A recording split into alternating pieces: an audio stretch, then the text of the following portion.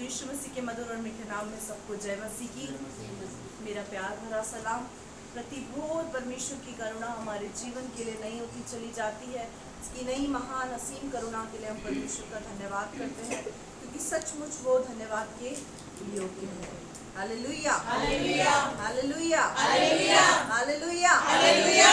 क्या गर्मी हमें उसकी मोहब्बत से अलग कर सकती है? नहीं, क्योंकि परमेश्वर का वचन ऐसा कहता है, कौन है जो हमें मसीह की मोहब्बत से जुदा कर सकता है? हमें मसीह की मोहब्बत से कोई अलग नहीं कर सकता। जब बारिश हमारा कुछ नहीं बिगाड़ सकती, तो गर्मी हमारा क्या बिगाड़ेगी? हालेलुया, क्या हम इस बात को मानते हैं? Hallelujah, hallelujah, hallelujah, hallelujah.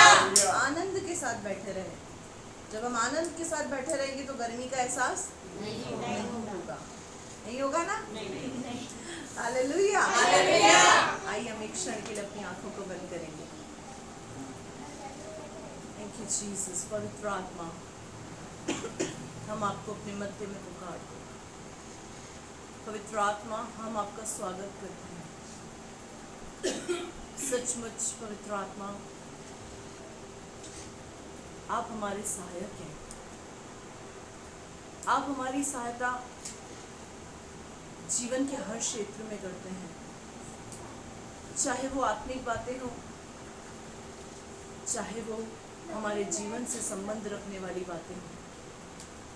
पवित्र आत्मा, हम आपको अपने मध्य में पुकारते हैं। इस वचन को जिसे हम सुनते हैं, जब तक आप हमें ना समझाएं, हम नहीं समझ सकते। होने दे खुदा, जो वचन रूपी बीज यहाँ पर बोया जाता, एक एक की जिंदगी से 100 गुना प्रतिफल लाए। वचन के बीच चलाने वाली आत्मा को यीशु के नाम से डिस्ट्रॉय करती करो। गूगल मीट को, यूट्यूब चैनल को, लाइट को, क्लैरिटी को, विजिबिलिटी को, वॉइस को, सब बातों को पवित्र आत्मा आपके नियंत्रण, आपके कंट्रोल, आपके कब्जे में देती है। कोई भी डिस्टर्बेंस का आत्मा, गड़बड़ी का आत्मा यहाँ कार्य न करने पाए। तेरा पाक आत्मा, पवित्र आत्मा यहाँ पर कार्य करे। प्रभु, तेरा हस्तक्षेप हम यहाँ पर छा दे। पवित्र आत्मा, हम लाइट को आपके हाथों में सौंपते, इस गर्मी को हम आपके हाथों में सौंपते, आपकी ठंडक को इस स्थान में पवित्र आत्मा हम चाहते हैं। अपनी सामर्थ से भरकर प्रभु आपके बच्चों को यहाँ बैठने की शक्ति और सामर्थ दीजिए।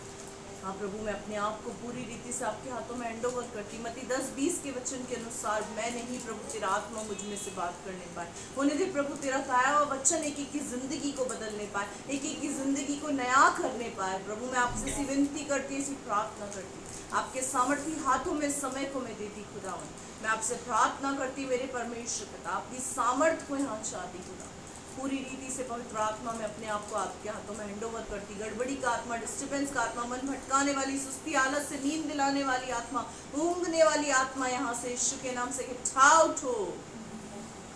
पवित्र आत्मा, आपका चलन में यहाँ पर जाती। धन्यवाद करती खुदावंद, आपने दुआ को सुना। आप बड़े हम घटे हमारे जीवन से राजा, आपको महिमा मिलने पाए। धन्यवाद के साथ प्रार्थना विनती जल्द आने वाले प्रभु यीशु मसीह के सामर्थी, मीठे और जलाली नाम से मांगते, सुन और दया से कबूल कर, यीशु के नाम में आमीन। Hallelujah, hallelujah. आइए हम आगे चलेंगे।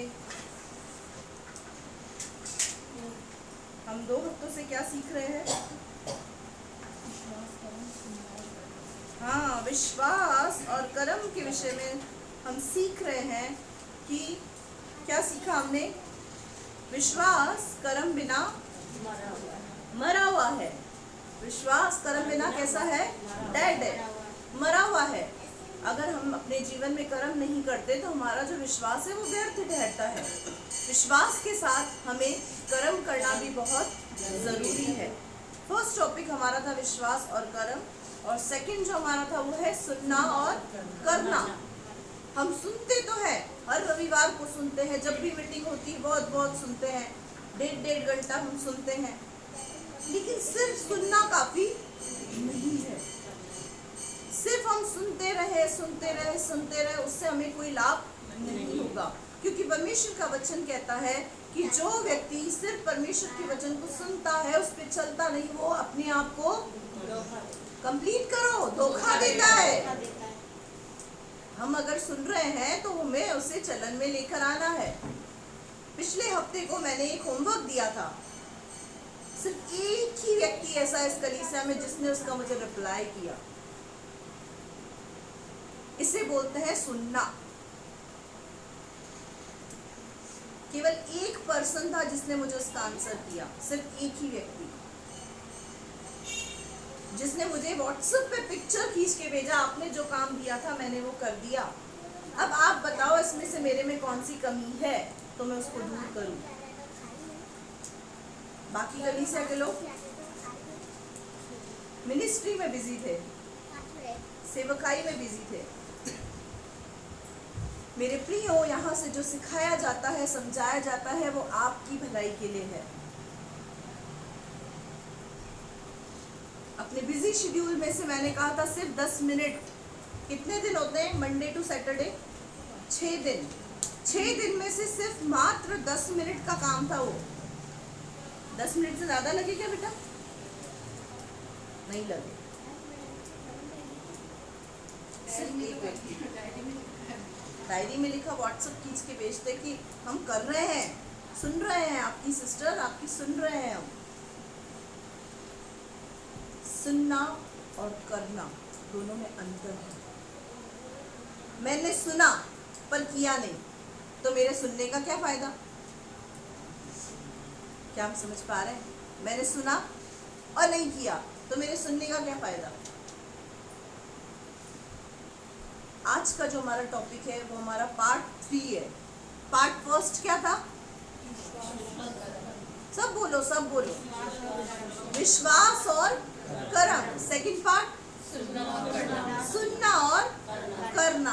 आज अपना है थर्ड पार्ट, जिसका टॉपिक है मसीही दौड़। सुनना, करना, विश्वास, कर्म के बाद अब थर्ड टॉपिक आता है हमारा विश्वास और कर्म के अंदर मसीही दौड़। एक मसीह व्यक्ति की दौड़ विश्वास और कर्म के बाद, सुनने और करने के बाद कैसी होनी चाहिए, किस प्रकार की दौड़ हमें दौड़नी चाहिए, किस प्रकार की दौड़, कौन सी बाधाएं हमारी दौड़ के अंदर आती हैं, कौन सी चीजें आती हैं, उन सब चीजों को हमको यहाँ पर देखना और सीखना है। मुश्किल है कि शायद आज पार्ट थर्ड में मैं इसको कंप्लीट कर पाऊँ, हो सकता है पार्ट 4 तक जाए ये चीज़, लेकिन हमको इसको कंप्लीट करना है। इब्रानियों 12 इसका पहला अध्याय, इब्रानियों 12 का पहली आयत। इब्रानियों पेज नंबर 314, 12वां अध्याय, पहली आयत। इस कारण जबकि गवाहों का ऐसा बड़ा बादल हमको घेरे हुए है तो आप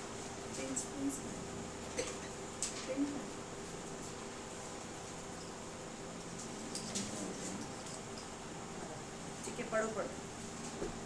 इस कारण जबकि गवाहों का ऐसा बादल हमको घेरे हुए है तो आओ हम एक रोकने वाली वस्तु और उलझाने वाले पाप को दूर करके वह दौड़ जिसमें हमें दौड़ना है धीरज से दौड़े। हाँ, क्या लिखा हुआ है? इस कारण जबकि गवाहों का ऐसा बादल हमको घेरे हुए है तो आओ हर एक रोकने वाली वस्तु और उलझाने वाले पाप को दूर करके वह दौड़ जिसमें हमें दौड़ना है धीरज से दौड़े। यहाँ लिखा हुआ है इस कारण जबकि गवाहों का ऐसा बादल। आप जब प्रभु में आए, आपके जीवन में प्रभु ने कोई गवाही नहीं बनाई? केवल आपकी ही गवाही नहीं, जब आप प्रभु के भवन में आते हैं तो लोग आपके इर्द गिर्द इकट्ठे हो जाते हैं और अपनी गवाही आपको सुनाते हैं। भाई मेरे जीवन में ये हुआ, बहन मेरे जीवन में ये हुआ, मेरा जीवन ऐसा था, मैं ऐसी थी, मैं ऐसा था। ये क्या है? ये है गवाह। किसके गवाह? मसीह यीशु के। किसके गवाह? मसीह यीशु के। पूरी ही अगर हम बाइबल को उठा के देखें तो पूरी बाइबल गवाहियों से भरी हुई है, चमत्कारों से भरी हुई है, परमेश्वर की सामर्थ से भरी हुई है, उसकी महिमा से भरी हुई है। इसीलिए लेखक क्या बोल रहा है कि इस कारण जबकि गवाहों का ऐसा बादल जो हमको क्या हुआ है? घेरे हुआ है। यानी हमारे इर्द गिर्द यीशु मसीह की बहुत सी गवाहियां हैं। हर दिन हम यीशु मसीह की महिमा को अपने जीवन के अंदर देखते हैं। यहाँ बहुत लोग ऐसे बैठे होंगे जिनके जीवन में असंभव काम को प्रभु ने संभव किया होगा। यहाँ बहुत से लोग ऐसे बैठे हैं जिन्होंने सोचा भी नहीं था कि ये होगा, पर ये हो गया। जब गवाहों का ऐसा बादल हमको घेरे हुए है तो क्या करना है? तो आओ हर एक रोकने वाली वस्तु, उलझाने वाले पाप को दूर करके वह दौड़ जिसमें हमें दौड़ना है, धीरज के साथ दौड़ें। जब गवाह आपके इर्द गिर्द हैं, यीशु मसीह के गवाह आपके सामने है, गवाहियां आपके सामने है, तो क्या करना है? रोकने वाली वस्तु, उलझाने वाले पाप। कौन सी चीज है जो आपको प्रभु के पास आने से रोक रही है?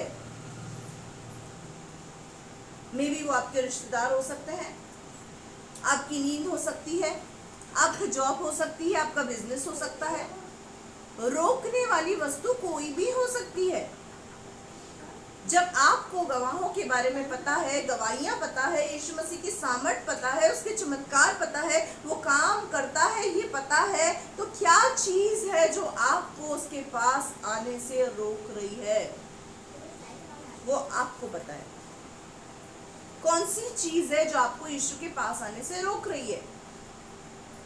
विश्वास है, कर्म करते हैं, सुन भी रहे हैं और कर भी रहे हैं, पर कमी कहाँ है?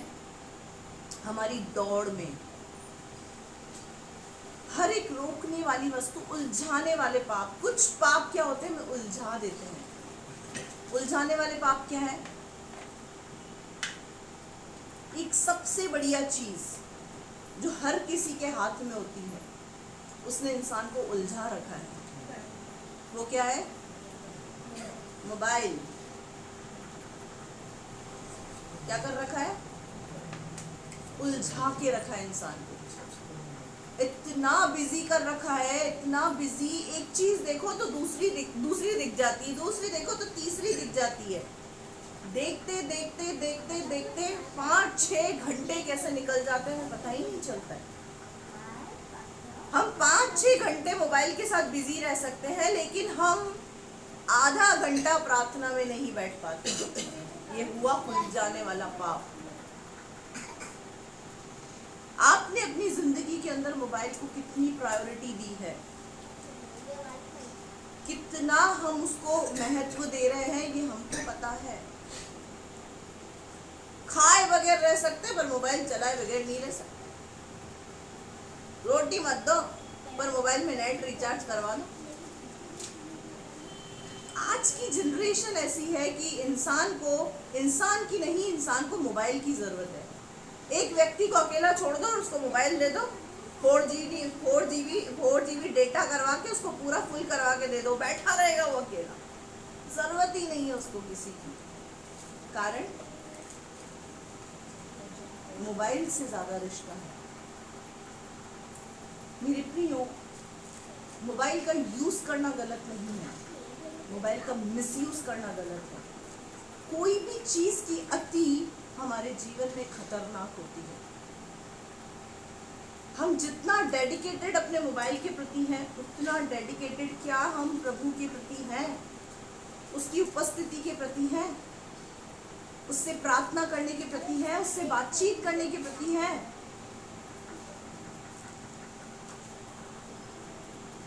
किसी ने बहुत अच्छा एक मैसेज, एक स्लोगन टाइप का मैसेज भेजा था।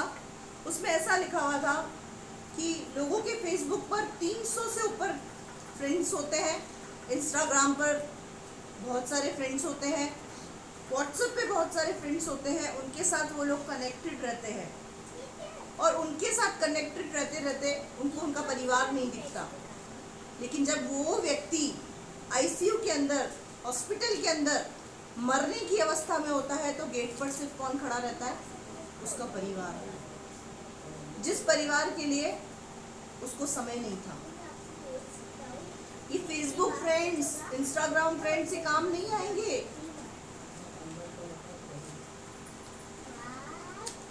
बाहर परिवार, हॉस्पिटल में अंदर आईसीयू में कौन होता है? यीशु प्रभु। इन दोनों से ही हमारा लिंक नहीं है। मैं आज मसीह दौड़ के बारे में आपको बता रही हूँ। एक विश्वासी का जीवन कैसा होना चाहिए, एक विश्वासी का जीवन किस प्रकार का होना चाहिए। रोकने वाली वस्तु, उलझाने वाले पाप। जो चीजें आपको उलझा रही हैं, अपने आप में व्यस्त कर रही हैं, मे बी वो आपका मोबाइल नहीं, आपका फ्रेंड सर्कल हो सकता है, जो आपको दोस्ती के नाम पे दारू पिला रहे हैं, सिगरेट पिला रहे हैं, दोस्ती के नाम पे गलत काम आपसे करवा रहे हैं। ये गर्लफ्रेंड बॉयफ्रेंड का जो ट्रेंड है बाहर संसार के अंदर, ये कहां से चला? कहां से चला? एक दोस्त ने बना ली गर्लफ्रेंड, दूसरे को बोला तेरी कोई नहीं है। जुनून जाग गया, ईगो हर्ट हो गया, जमीर को चोट पहुंची कि मेरी कोई नहीं है, अब तो मुझे भी बनानी है, सैड करनी है। मिनटों में प्यार होता है, मिनटों में। ना अपने सामने वाले को जांचा, ना परखा, ना आपने उसके साथ समय व्यतीत करा, ना आपको उसके बारे में कुछ पता, आपको प्यार हो गया। आई लव यू कैसे निकल जाता है? एक ने छोड़ा, दूसरी को पकड़ा, आई लव यू। ये प्यार थोड़ी है, ये मोहब्बत नहीं है, ये शैतान का बिछाया हुआ जाल, उसका फरेब है। जिसको आप जानते नहीं हो, पहचानते नहीं हो, उससे मिनटों में प्यार। जिन माँ बाप को आप जानते हो, जिस परिवार को आप जानते हो, उनसे तो ऐसी मोहब्बत नहीं हुई। जिसको जानते नहीं, पहचानते नहीं, उसकी खूबियां पता नहीं, फिर प्यार कैसा? प्यार तो किसी की खूबी से होता है, किसी की अच्छाई से होता है। ये मिनटों वाला प्यार, चलते फिरते आई लव यू, मेरे प्रियो, ये उलझाने वाले पाप हैं जो एक व्यक्ति को उलझा कर रखते हैं। इन पाप को दूर करके, उलझाने वाले पाप, रोकने वाली वस्तु जो आपको रोक रही है, उसको दूर करके क्या करना है? वह दौड़ जिसमें हमें दौड़ना है, धीरज के साथ दौड़े, जल्दबाजी नहीं, धीरज के साथ। धीरज के साथ हमको दौड़नी है। कैसे हम उतावलापन करते हैं? शुरुआत में जब प्रभु के पास आते हैं, हर मीटिंग्स में पहुंच जाते हैं, जल्दी से समय पे 10 बजे बिल्कुल ठक हमारी गाड़ी गेट पे लग जाती है। फिर धीरे धीरे धीरे धीरे धीरे टाइम फिस। उसके बाद 10, अरे चले जाएंगे ना, जल्दी थोड़ी है। प्यार में गिरावट, मोहब्बत में गिरावट। पहले मोहब्बत कहाँ जाती है? ऊपर, खुदा को प्रसन्न करते हैं, चरम सीमा पर पहुंच जाती है, समय से पहुंचते हैं, हर मीटिंग्स अटेंड करते हैं, बहुत लगन के साथ प्यार प्रार्थना करते हैं, प्रभु की उपस्थिति में आराधना करते हैं, एंजॉय करते हैं। जैसे ही थोड़ी तकलीफ आई, प्यार का लेवल डाउन। खुदा बोलता है क्या हुआ बेटा, विश्वास नहीं रहा क्या? ये अप एंड डाउन जो हमारी लाइफ में आते हैं, कारण क्या है पता है? हम धीरज के साथ नहीं दौड़ते। रोकने वाली वस्तु, उलझाने वाले पाप हमारे जीवन के अंदर हमको रोक कर रखे हैं। कौन सी चीज है जो आपको मसीह और आपकी मोहब्बत के बीच में रोक रही है? ये आपको पता है। जो चीज आपको प्रभु के पास आने से रोक रही है, वो आपके लिए हानिकारक है, और जो आपको उलझा रहे हैं, पापों के अंदर फंसा रहे हैं, वो भी है। अब इनको अपने जीवन से दूर करने का निर्णय किसको लेना है? आपको। कौन सी चीज है जो आपको वचन के खिलाफ ले जाकर पाप करा रही है? कौन है ऐसा आपकी जिंदगी के अंदर जो वचन के खिलाफ ले जाकर आपको पाप करा रहा है? आगे, और विश्वास के कर्ता और सिद्ध करने वाले यीशु की ओर ताकते रहिए। हाँ, विश्वास के कर्ता, सिद्ध करने वाले यीशु की ओर ताकते रहो। विश्वास का कर्ता कौन है? प्रभु यीशु मसीह। और सिद्ध करने वाला कौन है? प्रभु यीशु मसीह। लेकिन सबसे पहले दिक्कत क्या है? पहला काम हमको करना है। मैं अक्सर बोलती हूँ फर्स्ट स्टेप हमारा ही होगा, क्योंकि परमेश्वर का वचन कहता है पहले तुम उसके निकट आओ तो मैं तुम्हारे निकट आऊंगा। पहले तुम लगातार भवन में आकर अपनी उपस्थिति दिखाओ, फिर मैं तुम्हारे जीवन में काम करूंगा। ये है लॉजिक। यहाँ लिखा हुआ है रोकने वाली वस्तु, उलझाने वाले पाप को अपने जीवन से दूर करके। अब किसको करना है दूर? हमको। हर दिन प्रार्थना करे, प्रभु मेरा दोस्त बहुत खराब है, ये दारू पीता है, मेरे को भी पिलाता है, मेरे को भी गिरा देता है पाप में, इसको तू मुझसे दूर कर दे। आपका तो कोई इसमें स्टेप ही नहीं है। दूर कर दे क्या? दूर करना आपको होगा। वो दूर रहने की सामर्थ्य दे देगा, पर दूर होने का स्टेप आपको उठाना है। मैं तो दुआ कर रहा हूं, प्रार्थना कर रहा हूं, प्रभु काम जरूर करेगा। हर काम में आपका पहला स्टेप खुदा मांगेगा। हर काम में वो बोलेगा तू एक कदम विश्वास का बढ़ा, 10 कदम मैं तेरे पास चल कर आऊंगा। पर तू एक कदम विश्वास का बढ़ा तो सही।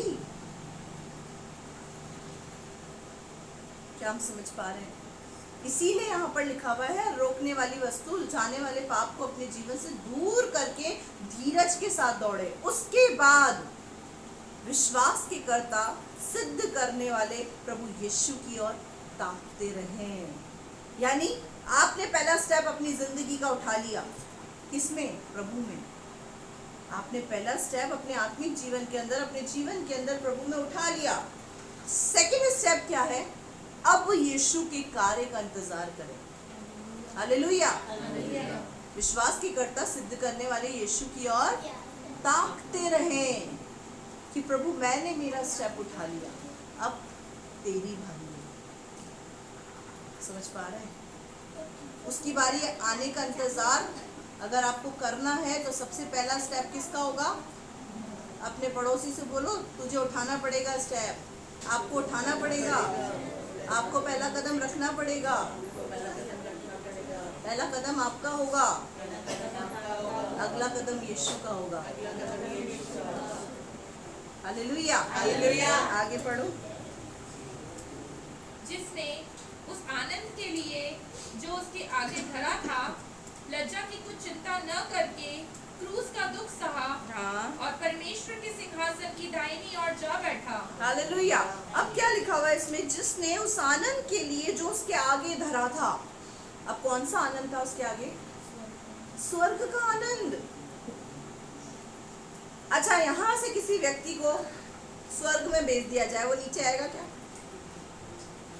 कितने हैं कि बोलेगा नहीं मैं तो नीचे ही आऊंगा, मेरे को तो ऊपर मजा ही नहीं आने वाला। यहाँ एक भी व्यक्ति ऐसा नहीं है जो स्वर्ग जाकर वापस आने की इच्छा रखेगा। सब बोले कि जान छूटी। रोज रोज की चिक चिक से, झिक झिक से जान छूटी। औरतें बोलेगी रोटी पकाने से जान छूटी, मर्द बोलेगी कमाने से जान छूटी। ऊपर जाने के बाद नीचे कोई आना पसंद नहीं करेगा। लेकिन वो यीशु आपकी मोहब्बत में, मेरी मोहब्बत में उस आनंद को छोड़कर नीचे आया। हालेलुया। ऐसी मोहब्बत कोई किसी से कर सकता है क्या? मैं तो जाने के बाद बिल्कुल भी नहीं आऊंगी, मुड़ के ही नहीं देखूंगा। तो मैं मेरा अनुभव बता रही हूँ, मैं मुड़ के ही नहीं देखूंगा। यीशु मसीह हमारी मोहब्बत में ऊपर से नीचे आया। स्वर्ग का आनंद, उसका सुख, सब कुछ था वहां पर, सब कुछ, किसी चीज की कमी नहीं थी। यहाँ पृथ्वी पर दर दर की ठोकरें, ताने, कोड़े की मार, बेतों की मार, कीलों का दर्द, कांटों का ताज पहनने के लिए आपके और मेरे लिए नीचे आया। ये वो प्रेमी है जिसका नाम है यीशु मसीह। यहाँ लिखा हुआ है कि उसने उस आनंद की चिंता नहीं करी और किसी लज्जा की कुछ चिंता नहीं करके क्रूस का दुख उठा लिया, क्रूस की मृत्यु को सहन कर लिया और परमेश्वर के दाहिने और सिंहासन पर आज विराजमान है। ऐसे प्रेमी के लिए आपको कौन सी वस्तु है जो उसके पास आने से रोक रही है? कौन सी चीज है जो आपको उलझा रही है? ऐसी मोहब्बत कोई किसी से कर सकता है? नहीं कर सकता। जो यीशु मसीह ने आपके साथ और मेरे साथ किया, हमारे साथ जो मोहब्बत यीशु ने रखी ना, वो कोई नहीं कर सकता। ऐसी मोहब्बत के आगे कौन सी चीज है जिसके आगे आप झुक रहे हैं? कौन सी चीज आपको रोक रही है? आपकी नींद, आपका मोबाइल, आपकी जॉब, आपका बिजनेस या आपके रिश्तेदार? क्या चीज रोक रहे हैं ये आपको पता है। उस चीज को अपने जीवन से दूर करें, उसके बाद विश्वास के कर्ता सिद्ध करने वाले यीशु की ओर ताकें। उसकी आंखों में वो शांति आपको मिलेगी जो आपके जीवन में भर जाएगी। हालेलुया। उसकी बोली में वो अनुग्रह टपकेगा, वो आपके जीवन में उतर आएगा। उसका आनंद आपके जीवन के अंदर आपको आनंद से भर देगा। Hallelujah, hallelujah, hallelujah. कलीसिया के कुछ बच्चे हैं जो अक्सर मुझे बोलते हैं कि दीदी आप हमेशा मुस्कुराती रहती हो, आप हंसती रहती हो। तो मैं पता है क्या बोलती हूँ? मसीह का आनंद मुझ में है। हालेलुया। तकलीफ, दुख, परेशानी, समस्या किसके जीवन में नहीं है? किसके जीवन में नहीं है? लेकिन जब हम हंसते हैं ना, मुस्कुराते हैं, खुश होते हैं ना, तो शैतान को बड़ा दर्द होता है, उसको तकलीफ होती है और खुदा को खुशी मिलती है। क्या सोचकर कि मेरे बच्चों को मुझ पर विश्वास है। हालेलुया। मेरे प्रियो, दुखी होना स्वाभाविक है, तकलीफ आना स्वाभाविक है, रोना स्वाभाविक है, लेकिन समस्याओं में भी हंसते रहना, समस्याओं परेशानियों में भी हंसते रहना, ये मसीह का आनंद है। हालेलुया। क्या हम समझ पा रहे? आगे पढ़े बेटा इस बात को। इसलिए उस पर ध्यान करो, जिसने अपने विरोध में पापियों का इतना विरोध सह लिया कि तुम निराश होकर साहस न छोड़ दो। तुमने पाप से लड़ते हुए उससे ऐसी मुठभेड़ नहीं की कि तुम्हारा लहू बहा हो। इसीलिए उस पर ध्यान करो। किस पर ध्यान करना है? यीशु मसीह पर। यहाँ लिखा हुआ, इसीलिए यीशु मसीह पर ध्यान करो कि जिसने अपने विरोध में पापियों का इतना विरोध सह लिया कि तुम निराश होकर साहस न छोड़ो। यीशु मसीह ने शास्त्री फरीसियों का, पापियों का इतना विरोध सहा, इतनी ताने सहे, इतना सब कुछ सहा कि तुमको साहस छोड़ना ही नहीं चाहिए। यीशु मसीह ने कहा, मैं हरा भरा था, लोगों ने मुझे नहीं छोड़ा, तो तुमको क्या छोड़ेंगे? मैं निष्पाप था, निष्कलंक था, निर्दोष था, उन्होंने मुझे नहीं छोड़ा, तो तुमको क्या छोड़ेंगे? मुझ जैसे निर्दोष को उन्होंने क्रूस पर चढ़ा दिया, तो तुम्हें भी नहीं छोड़ेंगे।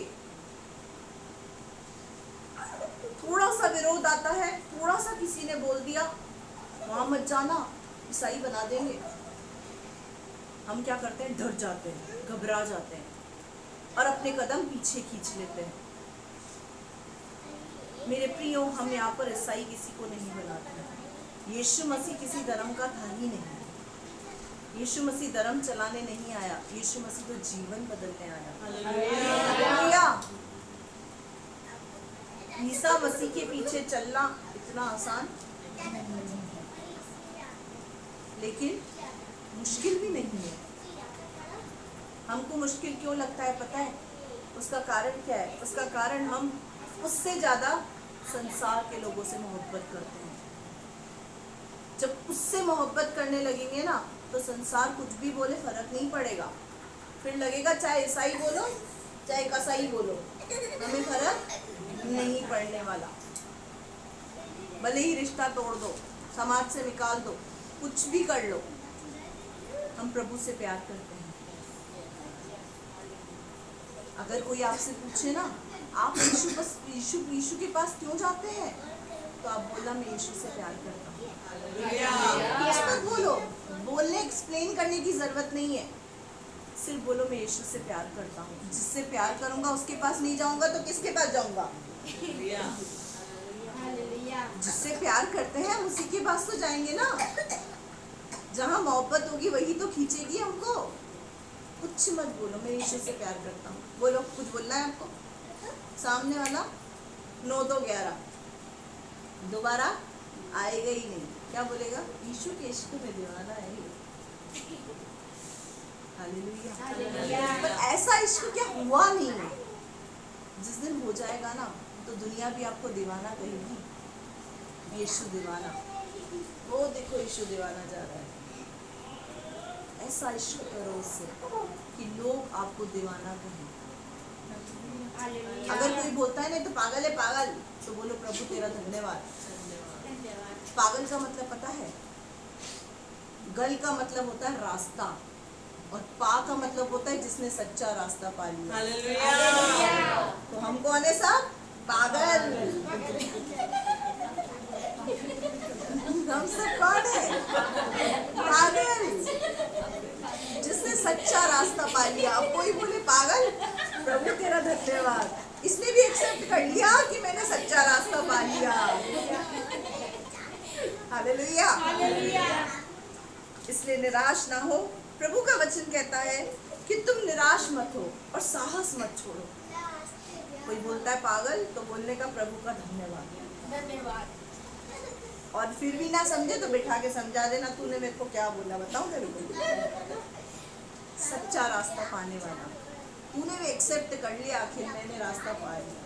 तू भी पागल हो जा मेरे साथ चल के। हालेलुया। यहाँ पर यीशु मसीह के विषय में क्या लिखा हुआ है? तुमने पाप से लड़ते हुए उससे ऐसी मुठभेड़ नहीं की कि तुम्हारा लहू बहा हो। मेरे प्रियो, यीशु मसीह ने तो आपकी मोहब्बत में लहू लुहान हो गया। उसने लहू बहा दिया। आखिरी कतरा जो खून का था, लास्ट ड्रॉप ऑफ ब्लड, आखिरी बूंद खून की, वो तक उसने आपके लिए बहा दिया। आपकी मोहब्बत में, उसकी मोहब्बत में हमारा एक बूंद खून भी निकला क्या? निकला एक बूंद खून। और हम कितनी जल्दी पीछे हट जाते हैं। यीशु मसीह अगर क्रूस को दूर से देखता और बोलता मेरा विचार बदल रहा है, मैं नहीं चढ़ूंगा क्रूस, बहुत दर्द होगा, बहुत तकलीफ होगी। उसने उस क्रूस के आगे उस क्रूस और हमारे बीच में उसने क्रूस को नहीं, हमको देखा। जिस समय वो क्रूस में था ना, क्रूस पे, उस समय हम उसके विचारों में थे कि मुझे इनके लिए दर्द उठाना है, तकलीफ उठानी है, खून बहाना है, लहू लुहान होना है। जब आपको भी कोई मसीह से जुदा करने की कोशिश करे ना, अपने विचारों में यीशु मसीह को रखें, अपने हृदय में यीशु मसीह को रखें। यकीन मानना, अगर यीशु की मोहब्बत आपके हृदय के अंदर है तो सामने वाले व्यक्ति की किसी भी बात का आपको फर्क नहीं पड़ेगा। वो हार जाएगा आपको समझाते समझाते, आखिर में वो यही बोलेगा, ये तो पागल है। हालेलुया। आज सबको अच्छा लगा होगा इस बात को सुन के कि हाँ, लोग हमें पागल बोलते हैं तो अब हमें खुश होना है। पहले दुख होता होगा, नहीं, तकलीफ होती होगी, पागल बोल रहे हैं, लेकिन अब पागल बोले तो खुश होना, क्योंकि उसका मीनिंग मैंने आपको बता दिया कि पागल का मतलब क्या होता है? रास्ते को पाने वाला, सच्चा रास्ता पाने वाला, उसको बोलते हैं पागल। आगे पढ़ो बेटा। और तुम उस उपदेश को जो तुमको पुत्रों के सामने दिया जाता है, पुत्रों के समान दिया जाता है, भूल गए हो। हाँ, तुम उस उपदेश को भूल गए हो जो तुम्हें पुत्र के समान, पुत्री के समान प्रभु ने दिया है। जब हमारे ऊपर कष्ट आता है, तकलीफ आती है, समस्या आती है, परेशानी आती है, उस समय हम उस उपदेश को भूल जाते हैं जो प्रभु ने आपको और मुझको दिया है। वो उपदेश क्या है? मत डर, मैं तेरे संग हूं। हालेलुया। जब कष्ट आता है उस समय हम क्या होता है? भूल जाते हैं। आज उधर बैठो, आवाज नहीं आनी चाहिए। अब हम इस बात को समय भूल जाते हैं कि प्रभु ने कहा मत डर, मैं तेरे संग हूँ। यीशु ने कहा इन लोगों ने मुझे ही नहीं छोड़ा तो तुमको भी नहीं छोड़ेंगे। इन्होंने मुझसे प्रेम नहीं रखा तो तुमसे भी प्रेम नहीं रखेंगे। इन्होंने मुझसे बैर रखा तो तुमसे भी बैर रखेंगे। ये सारी बातें किसको याद आएंगी? किसको याद आएंगी? जो इसको पढ़ता होगा। आप पुत्र पुत्री हैं, क्या है वो पता कैसे चलेगा? वो सब इसमें लिखा हुआ है। अब हम उसके दास और दासी नहीं हैं, हम उसके मित्र हैं, हम उसके पुत्र पुत्री हैं। आप कैसे चलते हैं उसके साथ, यह आप पर निर्भर करता है। अगर आप कहते हैं कि मैं तो उसकी शहजादी हूं, मैं उसका शहजादा हूं, तो आप वैसे ही चलेंगे। आपका विश्वास, आपका ज़मीर, आपकी जुबान वही शब्द बोलेगी। जब भी कोई मुश्किल घड़ी सामने आकर खड़ी होती है, उस समय मैं अपने आप को उसकी दासी नहीं, उसकी पुत्री महसूस करती हूँ, उसकी राजकुमारी महसूस करती हूँ, उसकी शहजादी महसूस करती हूँ और बोलती हूँ वो है ना। ये हमारे विश्वास पर, हमारे शब्दों पर, हमारी सोच पर निर्भर करता है कि हमारा उसके साथ कनेक्टिविटी कैसी है। प्रार्थना करेंगे, काम होगा। वो किसके लिए होगा? जिसका अंदर उसके प्रति ऐसा विश्वास हो। एक बच्चे को अपने माँ बाप के पास जब जाता है, कुछ चीज मांगने क्यों जाता है?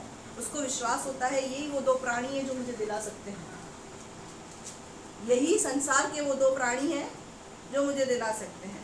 बाप नहीं दिलाएगा तो माँ के आगे तो आंसू बहा लो, पिघल जाएगी और मिल जाएगा। क्यों माँ बाप के पास बच्चे जाते हैं? उनको विश्वास होता है अपने माँ बाप के ऊपर। आपको विश्वास है कि जिस यीशु के पास आए हैं वो आपको देगा। हालेलुया। है वो विश्वास? सांसारिक माँ बाप के ऊपर हम अंधा विश्वास करते हैं, लेकिन जिसने स्वर्गीय सुख और आनंद को छोड़कर आपकी मोहब्बत, आपके इश्क में अपनी जान गंवा दी, उसके प्रति कैसा विश्वास है? कमी है। विश्वास का थर्मामीटर लगाओ, बीच में अटक गया है, आगे बढ़ ही नहीं रहा है।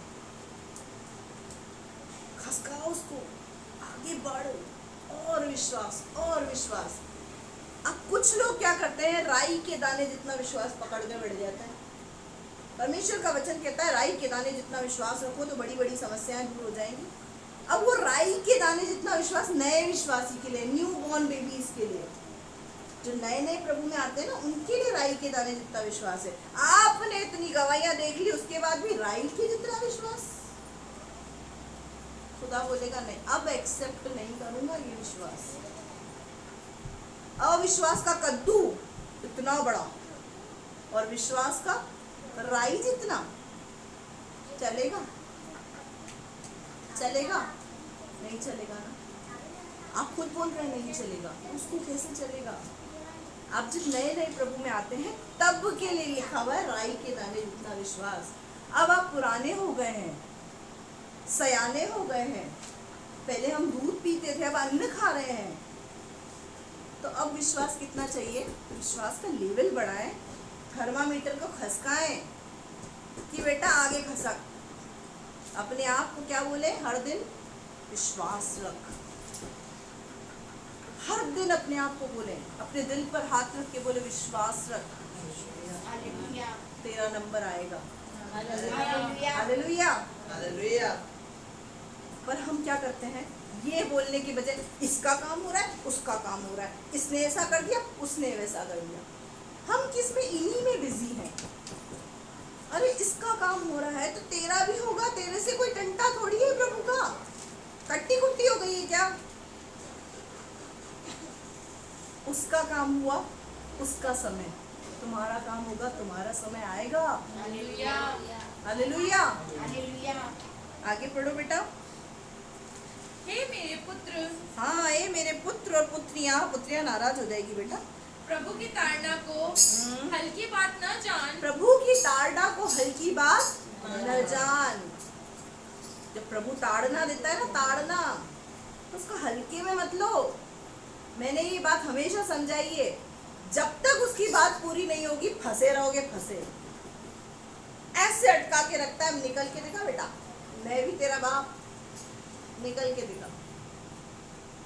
इसीलिए उसकी ताड़ना को हल्की बात न जान। अब उसकी ताड़ना कैसे होती है? उसकी ताड़ना कैसे होगी? बिजनेस डाउन हो जाएगा, घर परिवार में शांति नहीं रहेगी, तकलीफ आ जाएगी, परेशानी आ जाएगी, तंगाली आ जाएगी, जो नहीं हुआ वो आकर सब टूट पड़ेगा हमारे ऊपर। ये क्या है पता है? उसकी ताड़ना। कई बार हम प्रभु की ताड़ना नहीं समझ पाते, लेकिन यहाँ लिखा हुआ उसकी ताड़ना को हल्की बात मत समझ। वो फंसा के जब तक रखेगा, जब तक तो उसकी बात नहीं पूरी करेगा, उसकी बात नहीं मानेगा। हम क्या करते हैं? बाप की भी बाप बनने की कोशिश करते हैं। हम क्या सोचते हैं? वो हार जाएगा, हम अपनी जिद पर अड़े रहेंगे, हमारा टेसू यहीं गड़ेगा, यहाँ से कहीं नहीं खड़ा होगा। ये अपने टेसू को अपना खड़ा ना करें प्रभु के आगे, क्योंकि अगर वो जिद पर आ जाए ना तो वो फंसा कर रख देता है, अटका कर। बैठा रहे बेटा, बेटा झटपटाता रहे, पड़े पड़े झटपटाता रहे। जब तक तुझे समझ नहीं आएगी मैं तेरे को फंसा के रखूंगा। जैसे ही समझ में आ गई वो आपको रिलीज कर देगा। और अगर उसने आपको रिलीज कर दिया, आपको फ्री कर दिया, तो आप पूरी तरह से फ्री हो जाएंगे। हालेलुया। परमेश्वर का एक वचन बहुत खूबसूरत है, वो मुझे बहुत अच्छा लगता है। जब तक परमेश्वर की बात पूरी नहीं हुई, परमेश्वर का वचन मुझे कसौटी पर कसता रहा। बहुत अच्छा वचन है। इसका मतलब जब तक परमेश्वर जो चाहता है हमारे जीवन से नहीं होती, वो हमारी जिंदगी रूपी कसौटी में हमें कसता रहता है। एक पाना लेकर खड़ा हो जाता है और स्क्रू को टाइट करता रहता है जब तक कि वो पूरी तरीके से टाइट ना हो जाए। हालेलुया। वो आपको क्या बनाना चाहता है? सिद्ध। वो आपको सिद्ध देखना चाहता है। वो ऐसा देखना चाहता है कि मैं दुल्हा हूं, मेरे साथ दुल्हन खड़ी रहे, मैच तो करे। दूल्हा 6 फुट का, दुल्हन लाए 4 फुट की, चलेगी? क्यों दिनेश भाई, चलेगी? क्यों भाई साहब, आपको चलेगी 4 फुट की लाडी? नहीं चलेगी ना। तो परमेश्वर को कैसे चलेगी अपने बेटे के लिए ऐसी बहू, अपने लिए ऐसी बहू, परमेश्वर के लिए, यीशु मसीह के लिए ऐसी पत्नी चलेगी क्या? तो उसके लेवल तक आने के लिए कसौटी पर कसना होगा। इसीलिए लिखा हुआ है उसकी बात को, उसकी ताड़ना को हल्की बात समझ। कई बार हम हल्के में लेते हैं, 2 आंसू बहाऊंगा खुदा आ जाएगा मेरे बस में। कई बार पता है आंसू बहाने से भी कुछ नहीं होता। क्यों? कारण पता है क्या है? क्योंकि खुदा की बात पूरी नहीं हुई ना। वो लेवल जो वो चाहता है अपने लेवल की पत्नी, वो अभी तक हम नहीं बने। हालेलुया। तो अगर वो बना रहा है तो कहे तेरा धन्यवाद। उसके साथ खड़े रहेंगे तो लगेंगे तो सही ना हम उसकी पत्नी है। कोई बोले पड़ोसन को लेके घूम रहे हो क्या प्रभु, अच्छा लगेगा? इसको कहाँ से उठा के लाया? आपसे तो मैच ही नहीं खा रही प्रभु, बिल्कुल भी कोई जोड़ी ही नहीं है।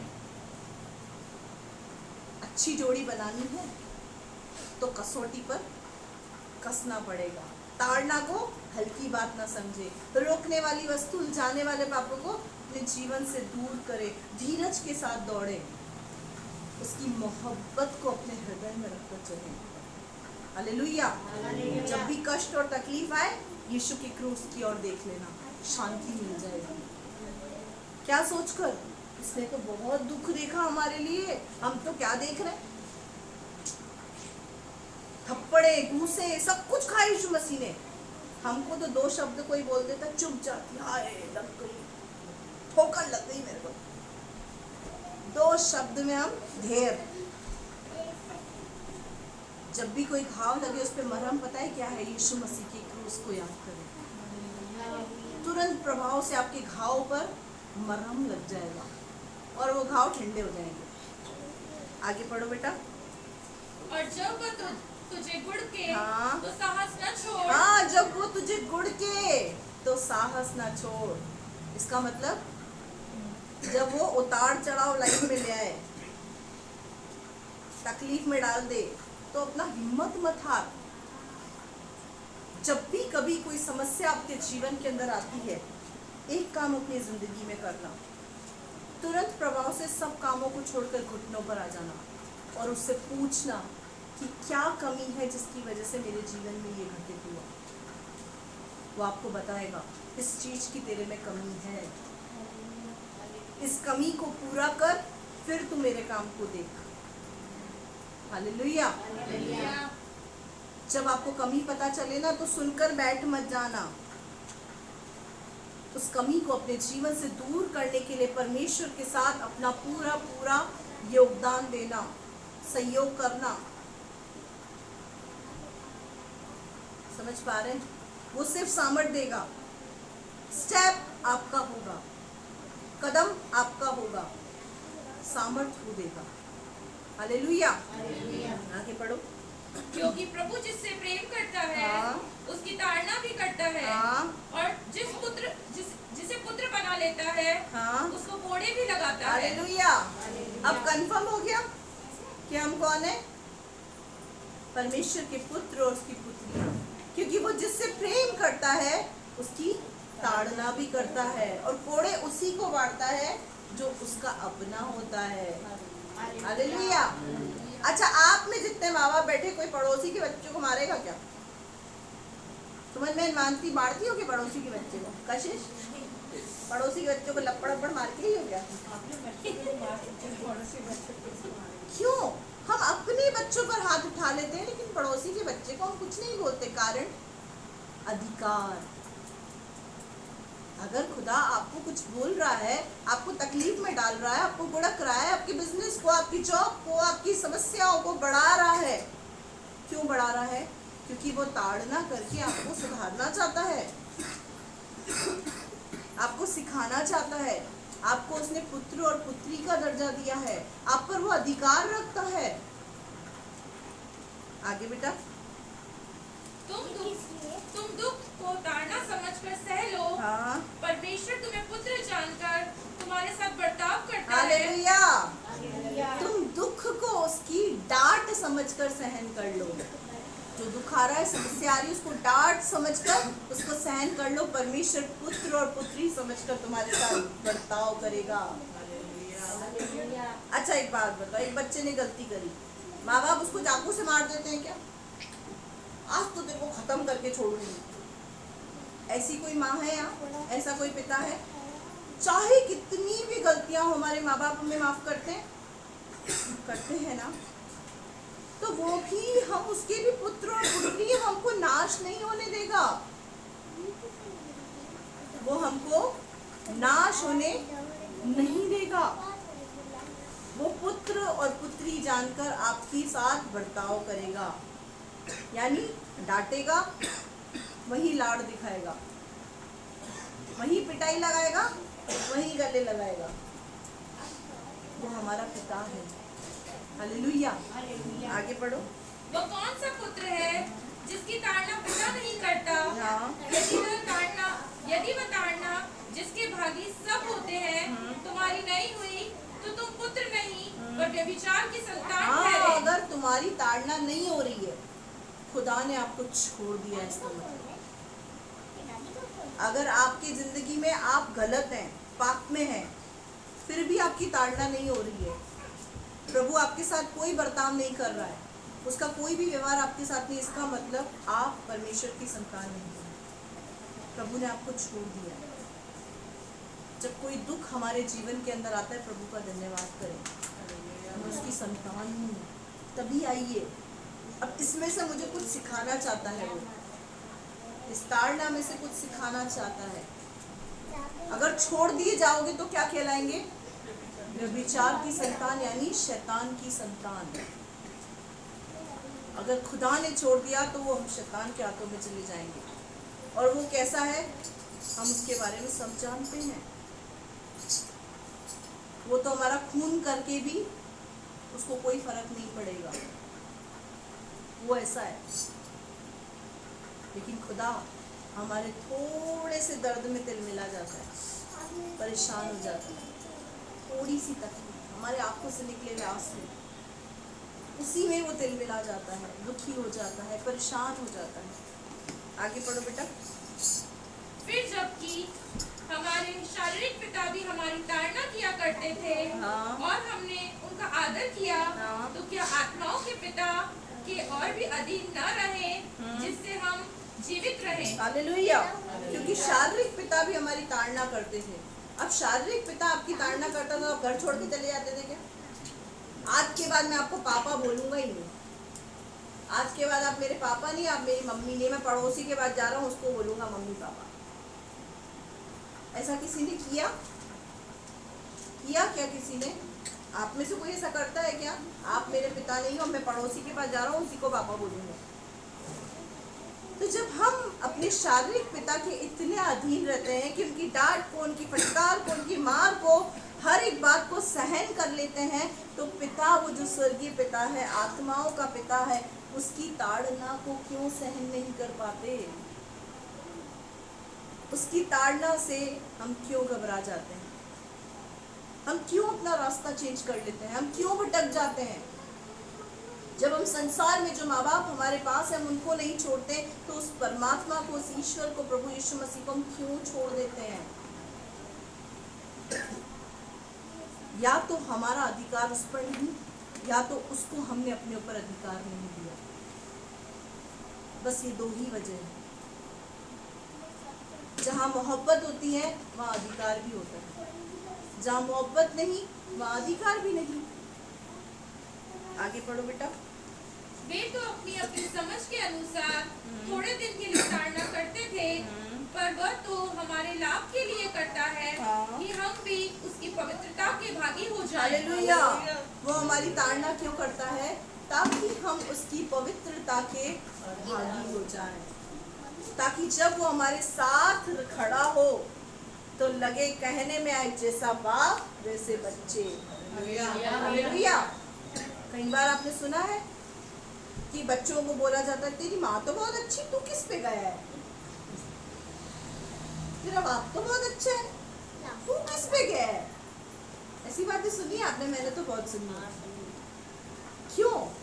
क्योंकि जो संसार के लोग हैं वो हमसे ये एक्सपेक्ट करते हैं कि जैसे हमारे माँ बाप है, हमारे अंदर भी उनके गुण हो। तो यही एक्सपेक्टेशंस आपके पिता, आपके परमेश्वर की, आपके अब्बा की आपसे है, कि जैसा वो है ना वैसे हम भी हैं। लोग बोले आप में तो यीशु मसीह दिखता है। हालेलुया। उस लेवल तक पहुंचना है हमको, ताकि लोग बोले आपके अंदर कुछ अलग है, अलग अलग, आपके अंदर कुछ अलग है, आपके अंदर यीशु दिखता है। अब होगा तो दिखेगा ना। हम अंदर बैठा के किसी और को बैठे हैं तो वही दिखाई देगा ना। बाइबल बोलती है, तेरी बोली तेरा भेद खोलती है। ये किसको कहा था? ये पतरस को कहा था। वो पतरस जो यीशु मसीह का इनकार कर रहा था, उसको क्या कहा था? तेरी बोली तेरा भेद खोलती है। आपकी बोली आपका भेद खोलती है कि आप किसकी संतान है। आपकी बोली से पता चलता है, आपकी लैंग्वेज से पता चलता है, आपकी सोचने विचारने के तरीके से पता चलता है कि आप किसके बच्चे हैं। कई बार मैंने ऐसा भी बात सुना है कि लोग बोलते हैं, आप तो यीशु मसीह के सत्संग में जाते हैं, आपको ये बातें नहीं सिखाई यहाँ पर। यानी बाहर के लोगों को भी पता है कि यीशु की शिक्षाएं कैसी है। आपके स्वभाव से ही लोग आपको परखते हैं कि आप किसके हैं। आगे पढ़ो बेटा। वर्तमान में हाँ। हर प्रकार की ताड़ना आनंद की नहीं, हाँ। पर शोक ही की बात दिखाई पड़ती है। हाँ। तो भी जो उसको सहते सहते पक्के हो गए हैं, बाद में उन्हें चैन के साथ धर्म का प्रतिफल मिलता है। बहुत गजब की आयत है ये। क्या लिखा हुआ है इसमें? इसको हम धीरे धीरे पढ़ेंगे। वर्तमान में हर प्रकार की ताड़ना आनंद की नहीं, पर शोक ही की बात दिखाई पड़ती है। ताड़ना किसको अच्छी लगती है? बताओ बताओ, सच सच बताओ, किसको अच्छी लगती है? किसी को भी नहीं। इसको ही हिला दो, इसमें स्प्रिंग है, इसको हिला दो, अच्छी नहीं लगती तो नहीं बोलो, लगती तो हाँ बोलो। ताड़ना किसी को भी अच्छी नहीं लगती। किसी को लगता है ताड़ना में, लगता है बहुत मजा आ रहा है, प्रभु बहुत अच्छा लग रहा है, एंजॉय कर रहा हूँ मैं। क्या लिखा हुआ है यहाँ पर? ताड़ना में आनंद नहीं होता, शोक होता है। शोक मतलब रोना, विलाप करना, कुड़कुड़ करना, घुटना, ये सब क्या होता है? ताड़ना में दर्द होता है। अपने पड़ोसी से बोलो, ताड़ना में दर्द होता है। अपने पड़ोसी को बताओ, ताड़ना में दर्द होता है, तकलीफ होती है ताड़ना में। ये कैसी लगती है? शोक जैसी दिखाई पड़ती है, तो भी उसको सहते सहते पक्के हो गए हैं। अब क्या हो जाता है? एक स्टेज ऐसी आ जाती है कि हम क्षमा करते करते इतने पक्के हो जाते हैं कि क्षमा करना आसान हो जाता है। हालेलुया। कोई ताना मारे इतने पक्के हो जाते, बोलते प्रभु इसे आशीष दे, छोड़ो यार। ये किसका स्वभाव है? यीशु मसीह का। जब हम सहते हैं ना, तो सहते सहते सहते सहते यीशु के स्टेज पर आके खड़े हो जाते हैं। फिर लोग क्या बोलते हैं? आप कैसे क्षमा कर लेते हैं, हम तो नहीं कर सकते। फिर हम क्या बोलते हैं? 11 साल का एक्सपीरियंस है। हालेलुया। 11 साल का एक्सपीरियंस है। सहते सहते पक्के हो गए। अब कोई आके बोले थप्पड़ मार दे, सॉरी, कोई बात, प्रभु तेरे को आशीष दे। उसका अंदर से विवेक खाता है, किस इंसान को मार दिया यार, गलत कर दिया, गलत। अगर थप्पड़ मार के चला जाए, पलट के थप्पड़ दे दो, तो उसको एहसास होगा क्या? जवाब दो आप मुझे। अगर किसी व्यक्ति ने आपके मुंह पे थप्पड़ मारा, आपने पलट के एक थप्पड़ उसको दर दिया, उसको एहसास होगा? उसको क्या लगेगा? मैंने जो किया तूने भी तो वही किया, तेरे में और मेरे में अंतर क्या? लेकिन अगर थप्पड़ का जवाब आशीष से दे तो क्या होगा? अगले की नींद ही उड़ जाएगी। ये संसार का तो नहीं लगता है। अगला व्यक्ति क्या सोचेगा? ये संसार का तो नहीं लगता है, ये कुछ अलग है, अलग। अगर ये संसार का नहीं तो काय का है? स्वर्ग का। इसीलिए परमेश्वर का वचन कहता है, जब तुम मसीह यीशु के साथ जलाए गए तो स्वर्गीय वस्तुओं की खोज में रहो। अब स्वर्गीय वस्तु क्या है? सोने का मकान क्या है? हम स्वर्गीय वस्तुओं की बात करें तो क्या आता है? स्वर्गीय वस्तु है पवित्र आत्मा के 9 फल। ये है स्वर्गीय वस्तु। स्वर्गीय वस्तु क्या है? पवित्र आत्मा के 9 वरदान। ये है स्वर्गीय वस्तु। जब कोई व्यक्ति थप्पड़ मारता है ना, उसको रिटर्न बैक 2 खींच के लगाना कोई बड़ी बात नहीं, उसमें डेयरिंग नहीं चाहिए। लेकिन अगर कोई व्यक्ति थप्पड़ मारे, उसको माफ करने में बहुत बड़ी डेयरिंग है। और जो ऐसा करता है वो यीशु मसीह के लेवल पर पहुंच जाता है। हालेलुया। एक बात बोलूं, कोई व्यक्ति आपको बार बार दुखी कर रहा है, बार बार परेशान कर रहा है, उसको आप बार बार माफ करो और बार बार गले लगाओ। एक समय ऐसा आएगा वो आपका फैन हो जाएगा। ये लिख लो अपनी किताब में, वो आपका दीवाना हो जाएगा, फैन हो जाएगा। यार इसमें तो कुछ अलग बात है, सबको परेशान कर लूंगा, इसको परेशान नहीं करूंगा। क्योंकि यीशु की शिक्षाएं कुछ अलग हैं। यहाँ क्या लिखा हुआ है? सहते सहते पक्के हो गए। अगर अभी भी आप सहन कर रहे हैं तो समझो प्रभु आपको पक्का कर रहा है। पक्का क्या कर रहा है? पक्का कर रहा है। तकलीफों में जा रहे हैं, पक्का कर रहा है। क्यों पक्का करता है प्रभु पता है? ताकि शैतान का कोई दाव पेच आप पर ना चले। हालेलुया। इसीलिए वो पक्का कर रहा है। तो जब पक्के होने की प्रोसेस में रहे तो बोले प्रभु कर ले पक्का। कच्ची रही तो गिर गई तो? कच्चा मकान होता है कैसा होता है? आंधी आई, तूफान आई, धश, अंदर भूकंप आया, दरारें पड़ गई, जगह जगह पे लुढ़कने पड़कने लग गया, दीवारें टपकने लग गई, लटकने लग गई। लेकिन जिस मकान के ऊपर पक्की लेसाई की गई हो, जिस मकान को तराई से तरा गया हो, जिस मकान के ऊपर मेहनत की गई हो, अच्छा अच्छा सरिया डाला गया हो, मिट्टी ईंट सब अच्छी अच्छी लगाकर उस पर मेहनत की गई हो, वो मकान गिरेगा आंधी तूफान में? गिरेगा। तो प्रभु आपको वो मकान बना रहा है। हालेलुया। वो मकान बना रहा है। प्रभु की एक खूबी है, जब हम मकान को बनाते हैं तो जब तक वो बन ना जाए उसमें रहते हैं क्या? अभी हमारा मकान बन रहा है, अभी कच्चा कच्चा है, ठीक है। मैं मेरे परिवार वालों को बोलूँ चल के रहोगे क्या? रहोगे क्या? मना कर रहे हैं, कोई भी नहीं रहेगा। क्यों? क्योंकि वो अभी पूरा तैयार नहीं है। लेकिन मेरे प्रभु की एक खूबी है, वो हमें अंदर बैठकर बनाता है।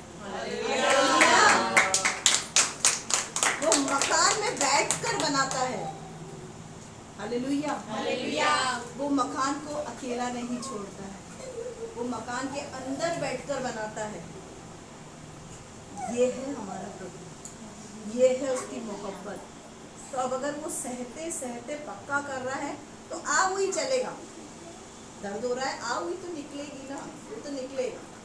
लेकिन अगर वो पक्का कर रहा है तो उसको बोले प्रभु और पक्का कर दे, और पक्का, ताकि आंधी आए, तूफान आए, शैतान अगर इधर से मारे इधर से मारे उसको लगे पर मेरे को नहीं लगे। हालेलुया।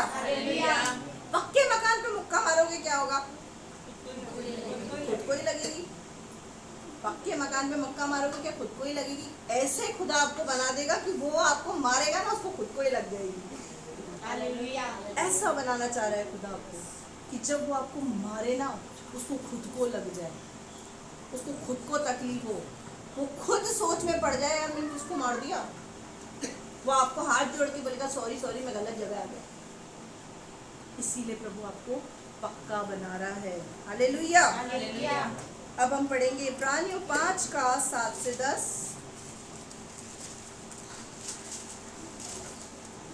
इब्रानियों की पत्री 5वां अध्याय 7वीं आयत, पेज नंबर 306। हाँ, इसको कंप्लीट करेंगे। उसको सहते सहते पक्के हो गए हैं और बाद में उन्हें चैन के साथ धर्म का फल प्रतिफल मिलता है।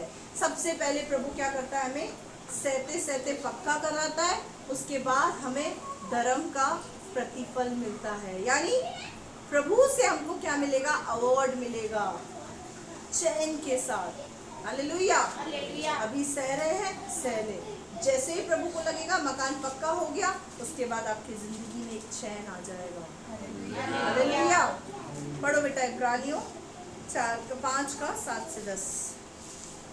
यीशु ने अपनी देह में रहने के दिनों में ऊंचे शब्द से पुकार कर और आंसू बहा कर उससे जो उसको मृत्यु से बचा सकता था प्रार्थना और विनती की, और भक्ति के कारण उसकी सुनी गई। हालेलुया। यहाँ क्या लिखा हुआ है? यीशु ने अपनी देह में रहने के दिनों में ऊंचे शब्द से पुकार कर आंसू बहा कर उससे जो उसको मृत्यु से बचा सकता था उससे प्रार्थना और विनती की। यानी परमेश्वर ने अपने पुत्र यीशु को भी पक्का किया। हालेलुया। पृथ्वी में जब परमेश्वर ने अपने पुत्र प्रभु यीशु मसीह को भेजा,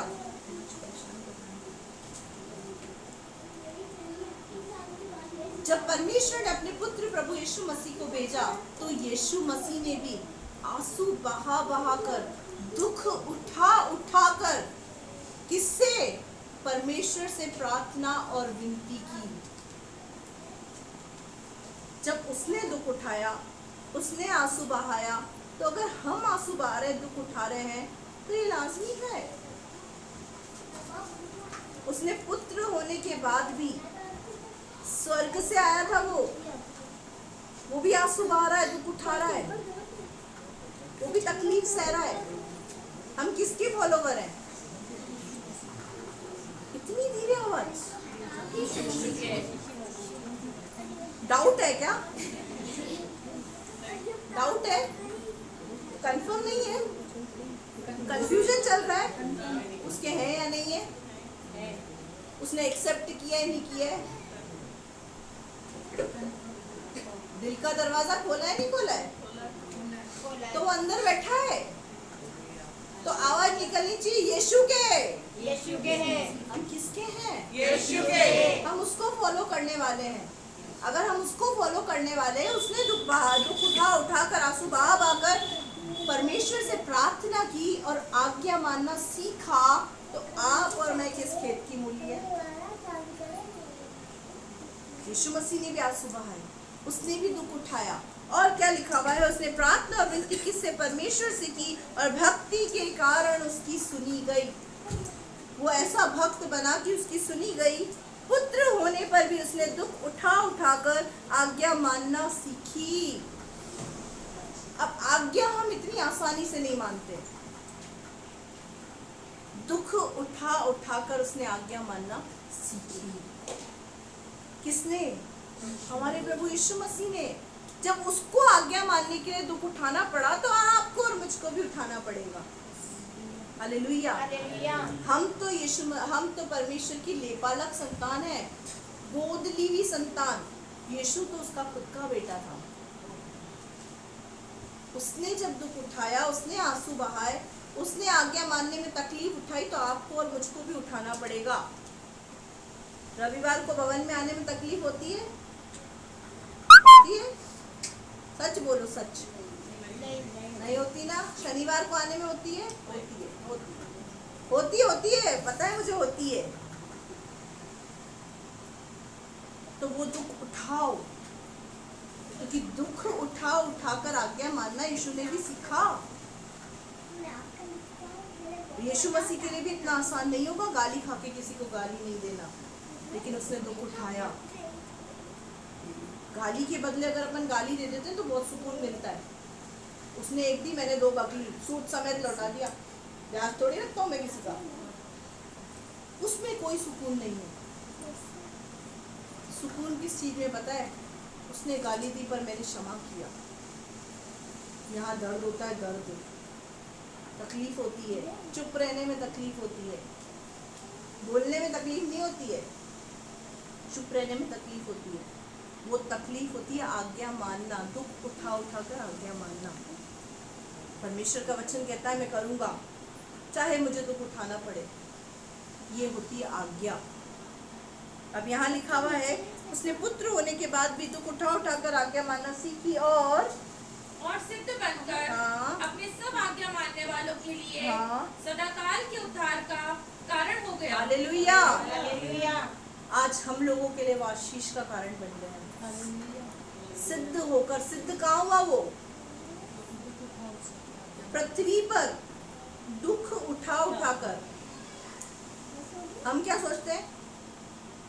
कल किसने देखा है स्वर्ग में जाके सिद्ध बन जाएंगे? तो ऐसा मौका नहीं मिलेगा। यीशु मसीह जब इस पृथ्वी पर सिद्ध बना तो हमको भी इस पृथ्वी पर ही सिद्ध बनना है। ऊपर के लिए कोई चांस नहीं है।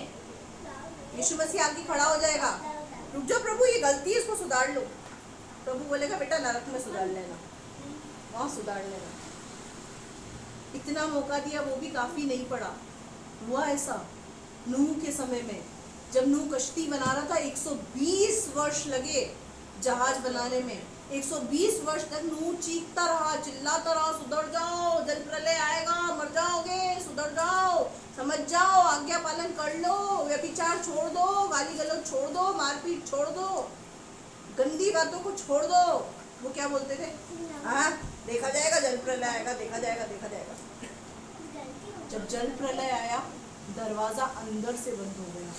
किसका? कश्ती का। और चिल्लाते रह गए, नूह बाबा दरवाजा खोलो, नूह बाबा मैं आपकी बुआ हूँ, मैं आपका फूफा हूँ, दरवाजा खोलो। सारे बुआ फूफा बाहर। हमारे भी जो है ना नहीं समझ रहे हैं, जिसको हम समझा रहे हैं आगमन होगा यीशु का, दोबारा आगमन होगा, नरक चले जाओगे, जो नहीं समझ रहे ना वो बाहर ही रहेंगे। एक कश्ती और तैयार हो रही है। Hallelujah, hallelujah. उस कश्ती में कौन जाने की इच्छा रखता है? नूह और उसके परिवार ने बहुत दर्द और दुख उठाकर उस कश्ती को बनाया। आज की कश्ती क्या है? आपका जीवन। उसने उस कश्ती को बनाने के लिए 120 साल मेहनत करी। आप कितनी मेहनत करने को तैयार हैं अपनी इस कश्ती को बनाने के लिए? ये आप पर निर्भर करता है कि आप कितनी मेहनत कर रहे हैं इस कश्ती को बनाने के पीछे, ताकि ये कश्ती का जब दरवाजा बंद हो तो प्रभु आपको अपने साथ लेकर जाए। हालेलुया। उसका आगमन तय है। जैसे जल प्रलय तय था ना, उसका आगमन भी तय है। फूफा बुआ आएंगे तो आ जाएंगे, नहीं आएंगे तो नहीं आएंगे, क्या कर लेंगे? कुछ नहीं कर सकते। दरवाजा प्रभु अंदर से बंद करेगा, अंदर से, और खुद बंद करेगा। अगर हम करेंगे ना तो बाहर जो बैठा है ना बोलेंगे नहीं नहीं ये तो मेरे को बहुत प्यार करती थी, इसको अंदर ले लेता हूँ। अगर दरवाजा हम बंद करेंगे ना तो हम ऐसा करेंगे, लेकिन प्रभु दरवाजा बंद कर दे उसको कोई खोल नहीं सकता। हालेलुया। क्या लिखा हुआ है यहाँ पर?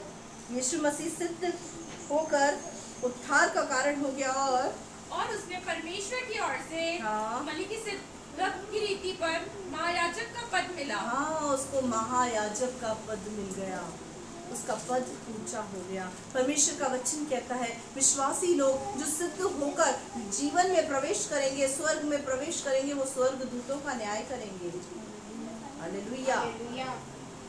क्या हम अभी इस योग्यता में हैं स्वर्ग दूतों का न्याय करें? हम बैठे बैठे 2 स्वर्गदूत हमारे पास आए, इसने मेरे साथ ये करा, हम इस स्थिति में लपड़ मार इसको, चल थप्पड़ मार इसको। क्यों? क्योंकि अभी हम यही कर रहे हैं, जैसे को तैसा।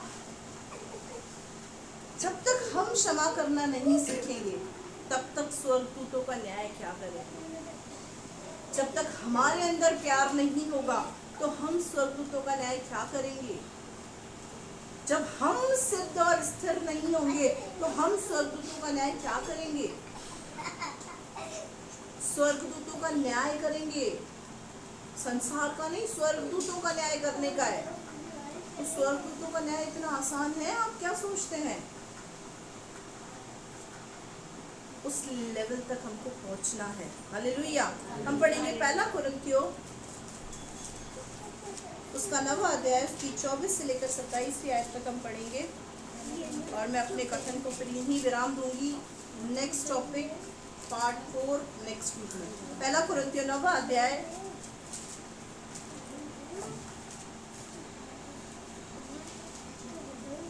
हाँ 4 नहीं 24वीं बेटा। 1 कुरिन्थियों 9वां अध्याय 24वीं आयत, पेज नंबर 236। हेडिंग पढ़ना। मसीह दौड़। क्या तुम नहीं जानते कि दौड़ में तो दौड़ते सभी हैं, हाँ। परंतु इनाम एक ही लेता है। हाँ। तुम वैसे ही दौड़ो कि जीतो। हालेलुया। परमेश्वर का वचन कह रहा है क्या तुम नहीं जानते कि दौड़ में तो सभी लोग दौड़ते हैं, लेकिन इनाम वही व्यक्ति पाता है जो जीतता है। तुम ऐसे दौड़ो कि जीतो। इसका मतलब यीशु मसीह के पीछे तो सब भागते हैं, यीशु मसीह के पीछे भागने वाले बहुत हैं। इस संसार में बहुत लोग हैं, भीड़ की भीड़ उमड़ रही है यीशु मसीह के पीछे। यीशु मसीह के पीछे दौड़ने वाले बहुत लोग हैं। किसी को पेट का दर्द ठीक कराना है, किसी को सर का दर्द ठीक कराना है, किसी को कैंसर भगाना है, किसी को क्या करना है। बहुत लोग यीशु मसीह के पीछे दौड़ रहे हैं, लेकिन प्रभु कह रहा है तुम ऐसे दौड़ो जैसे इनाम पाओ, जीतो। हालेलुया। जो लोग दौड़ रहे हैं, हमारी दौड़ उनकी दौड़ से अलग होनी चाहिए। हालेलुया। सबसे पहले किसी व्यक्ति का अपने आप से कंपैरिजन मत करो, क्योंकि ये एक बहुत भयानक पाप है। किसी के साथ तुलना करना ये एक भयानक पाप है। अपेक्षा करना। 2 लोग थे, एक शास्त्री था, फरीसी था, और एक चुंगी लेने वाला था। शास्त्री फरीसी आकर मंदिर में यूं प्रार्थना करने लगा, मैं तो दशमांश देता हूँ, हफ्ते में 2 दिन उपवास रखता हूँ, रविवार को प्रभु तेरे भवन में आता हूँ, प्रार्थना करता हूँ, मैं तो ऐसा करता हूँ, मैं तो वैसा करता हूँ, मैं इस चुंगी लेने वाले के समान नहीं हूँ, ये तो बहुत घटिया व्यक्ति है, बेकार व्यक्ति है, सड़ा हुआ व्यक्ति है, ऐसा व्यक्ति है, मैं तो बहुत अच्छा हूँ। चुंगी लेने वाले ने अपनी नजरें ऊपर की ओर उठाई तक नहीं, कहा मैं पापी मनुष्य, मुझ पर दया कर। मेरे प्रिय यीशु मसीह ने कहा उस चुंगी लेने वाले की परमेश्वर ने सुनी, ना कि उस शास्त्री और फरीसी की जो तुलना कर रहा था। आप जो करते हो अपने आप के लिए करते हो, किसी दूसरे के लिए नहीं। हम क्या करते हैं? कंपैरिजन करते हैं, तुलना करते हैं। कंपैरिजन नहीं करना। आप अलग हैं, आप जिससे कंपैरिजन कर रहे हैं वो अलग है। उसका रिश्ता खुदा के साथ क्या है आप नहीं जानते। यहाँ पर लिखा हुआ है दौड़ते तो सभी हैं, लेकिन परमेश्वर क्या चाहता है? पैसे दौड़े कि जीते। जीत वाली दौड़ अलग होती है। जो व्यक्ति जीत वाली दौड़ दौड़ता है, जिसको जीतने की धुन होती है, वो क्या करता है बताओ? मैराथन दौड़ देखी है? ओलंपिक्स देखे? अच्छा, नॉर्मल रेस तो देखी होगी, देखिए ना, दौड़ होती है, उसमें क्या करते हैं? जिस व्यक्ति को जीत का जुनून होता है वो क्या करता है? सबसे तेज दौड़ता है, अपने अगल बगल वाले को टल्ला नहीं मारता है, और उसका निशाना लक्ष्य की ओर होता है। वो इधर उधर ध्यान भी नहीं देता है, वो यूं नहीं देखता पलट पलट के कोई आ रहा है क्या पीछे। उसको मतलब नहीं होता है कि कोई पीछे आ रहा है या नहीं आ रहा है, या बाजू में कोई है या नहीं है। उसको मतलब होता है उस लक्ष्य को मुझे प्राप्त करना है जो मुझे दिखाई दे रहा है। आपका लक्ष्य क्या है? प्रभु यीशु मसीह। अगर है ना, आजू बाजू वाले क्या कर रहे हैं ना, उससे कोई फर्क नहीं पड़ेगा। कोई दौड़े या ना दौड़े, मुझे दौड़ना है, मुझे यीशु को प्राप्त करना है। हालेलुया।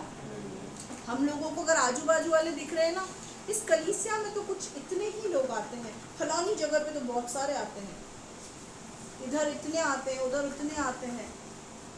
मेरे प्रियो, जहाँ भीड़ उमड़ती है ना, वह चमत्कार होते हैं। सिर्फ चमत्कार के पीछे मत भागो, शिक्षा के पीछे भागो, सच्ची शिक्षा के पीछे, आत्मिक ज्ञान के पीछे, क्योंकि वही आपको तराएगा। हालेलुया।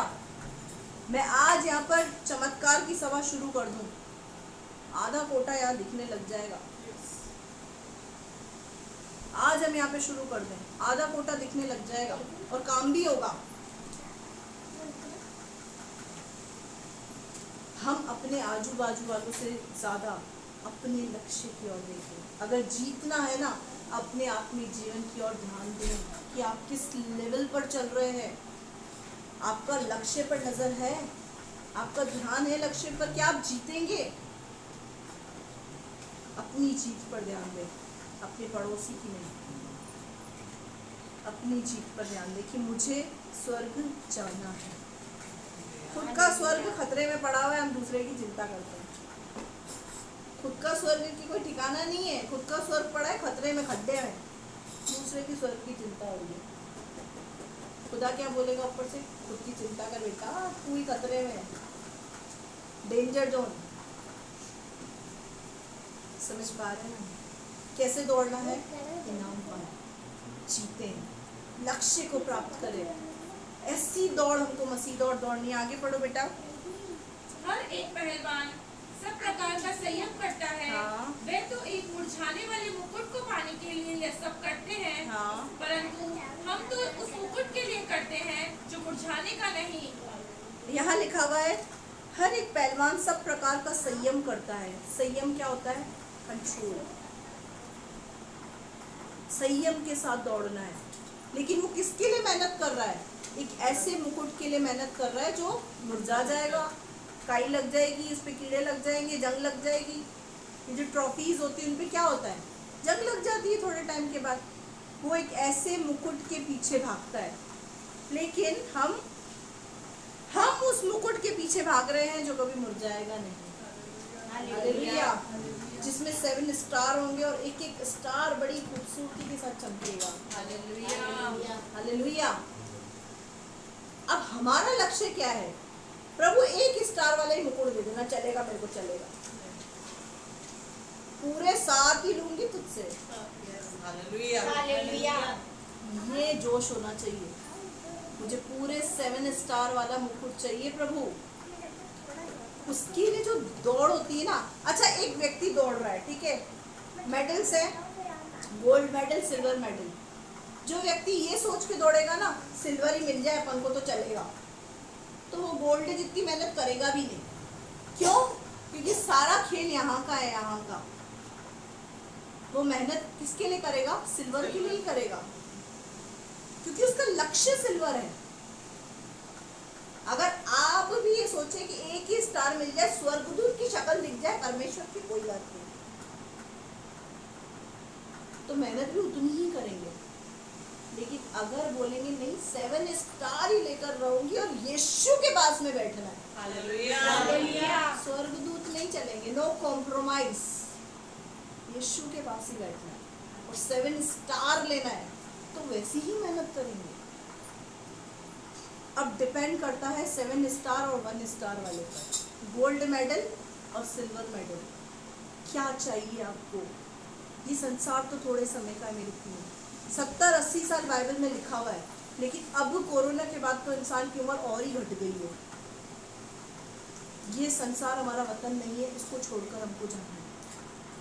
जाने के बाद क्या प्राप्त करना है ये डिसाइड नहीं करना है, और जो प्राप्त करना है उसके लिए कितनी मेहनत करनी है वो भी आपको सोचना है। हालेलुया। आगे बढ़ो बेटा। इसलिए मैं तो इसी रीति से दौड़ता हूँ, हाँ। परंतु लक्ष्य ही नहीं, मैं भी इसी रीति से मुक्कों से लड़ता हूँ, हाँ। परंतु उसके समान नहीं जो हवा पीटता हुआ लड़ता है। हालेलुया। अभी क्या बोल रहा है, ये पौलुस बोल रहा है कि मैं ऐसे ही दौड़ता हूँ जैसे मैं लक्ष्यहीन नहीं हूँ। कुछ लोगों का लक्ष्य नहीं होता, प्रभु के पीछे क्यों चल रहा है पता नहीं, मेरी आंटी ने बोल दिया इसलिए जा रहा हूँ, मेरी आंटी ने बोल दिया प्रभु के बारे में, क्यों जा रहे हैं प्रभु के पास पता नहीं है। ये होते हैं लक्ष्यहीन लोग जो ज्यादा दिन तक नहीं टिकते हैं, थक जाते हैं, मार्ग में रह जाते हैं। क्यों? क्योंकि लक्ष्य ही नहीं है, तो किसके लिए दौड़ेंगे। बेटा प्रभु के पास क्यों आ रहे हो, मेरी मम्मी लेके आती है जबरदस्ती। ये होते हैं लक्ष्यहीन लोग। ये जा रही, मेरी सहेली जा रही है इसलिए मैं भी जा रही हूँ, दोस्ती नहीं तोड़ सकती मैं। ये होते हैं लक्ष्यहीन, जिनका कोई लक्ष्य नहीं है। लेकिन ये क्या बोल रहा है पौलुस, मेरा लक्ष्य है, मैं भी मुक्कों से लड़ता हूँ। मुक्के क्या है? ताड़ना, दुख, उनसे लड़ता हूँ और क्या कर रहा हूँ, अपने लक्ष्य को प्राप्त करने के लिए अपनी दौड़ को पूरा कर रहा हूँ। आगे पढ़ो। परंतु मैं अपनी देह को मारता, हाँ, कूटता हाँ, और वश में लाता हूँ, हाँ, ऐसा ना हो कि औरों को प्रचार करके हाँ, मैं अपनी ही किसी रीति से निकम्मा ठहरूं। हालेलुया।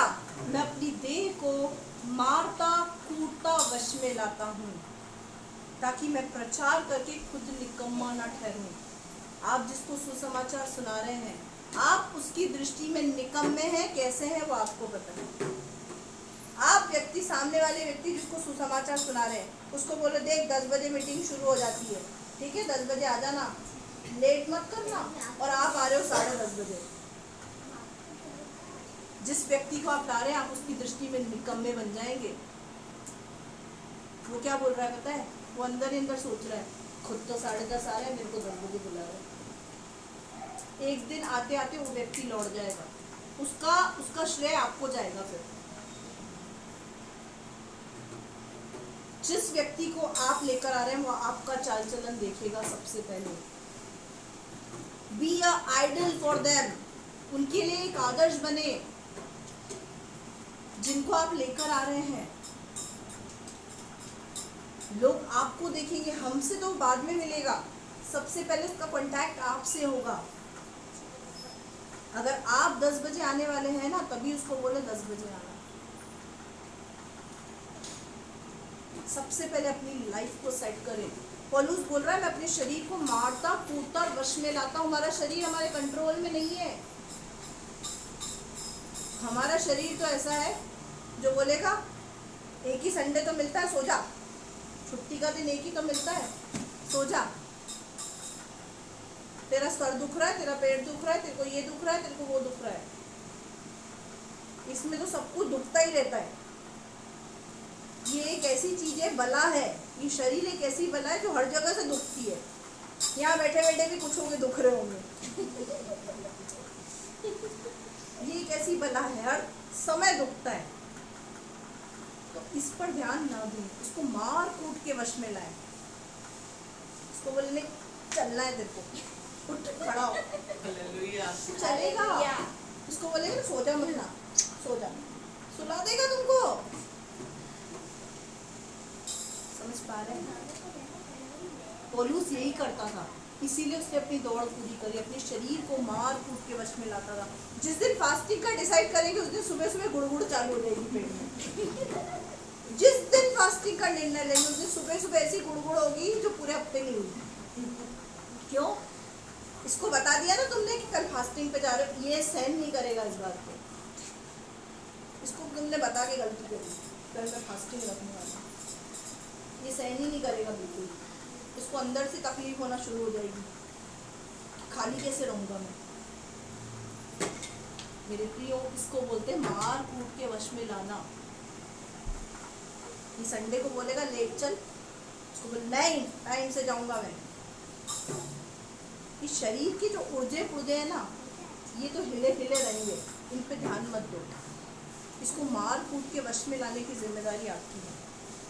फास्टिंग करनी है मतलब करनी है, बचता रहे, कब तक बजेगा। इसको आदत डालो फास्टिंग रखने की, हर वक्त मांगेगा। सुबह खिलाओगे, दिन में फिर उसको चटपटा चाहिए।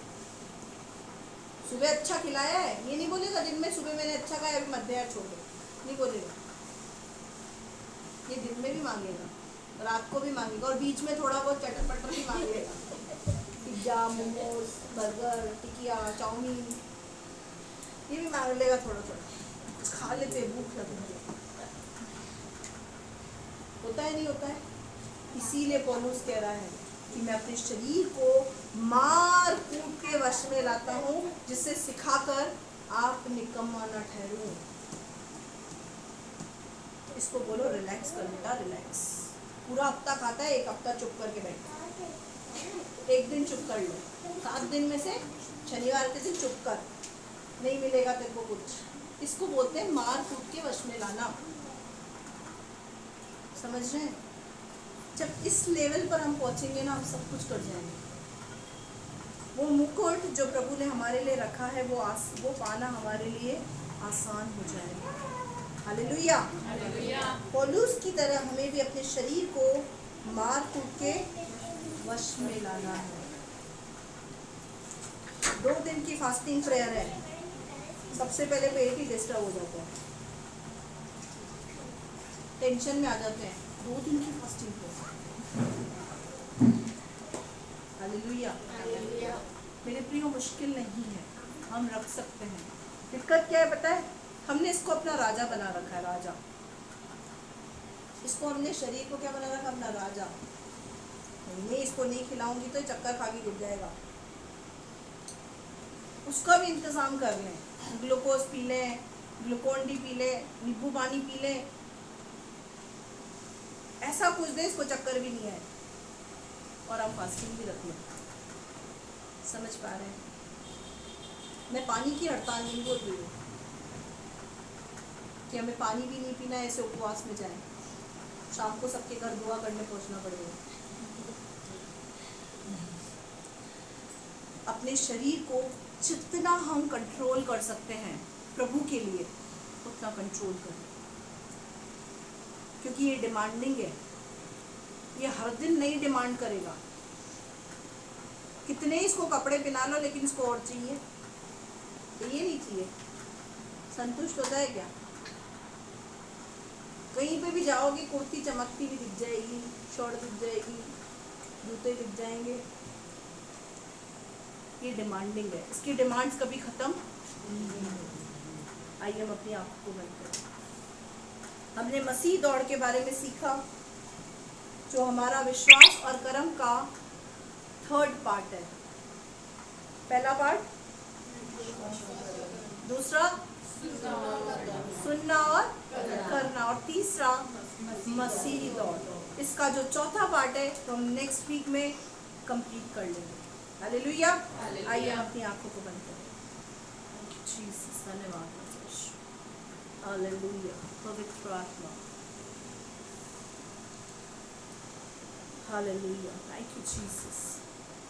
प्रभु, हमने तेरे वचन के बारे में सुना और सीखा। प्रभु, हमने देखा कि किस प्रकार पुत्र होने के भी यीशु अपने आज्ञा मानना सीखा।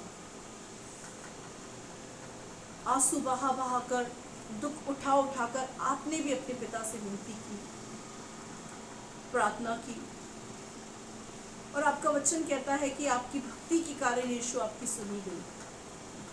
हम भी ऐसी भक्ति आपकी करें प्रभु, ताकि हमारी भी सुनी जाए। मैं आपसे विनती करती खुदा, आपके वचन में लिखा है, जब गवाहों का ऐसा बादल तुम्हें घेरे हुए है, तो हर एक रोकने वाली वस्तु, उलझाने वाले पाप को अपने जीवन से दूर करके विश्वास की कर्ता सिद्ध करने वाले यीशु की ओर ताकते रहें। सचमुच प्रभु, हमारी ऐसी मुठभेड़ नहीं हुई प्रभु कि हमारा लहू बहा हो। तू उसी की ताड़ना करता है जिससे तू प्रेम करता है। और अगर प्रभु हमारे जीवन में दुख आ रहे हैं, तो उसका कारण ये है कि तुम्हें पक्का कर रहा है। कच्चे मकान को तो प्रभु हर कोई तोड़ सकता है, लेकिन जो पक्का मकान हो उसको आंधी तूफान छू भी नहीं सकते।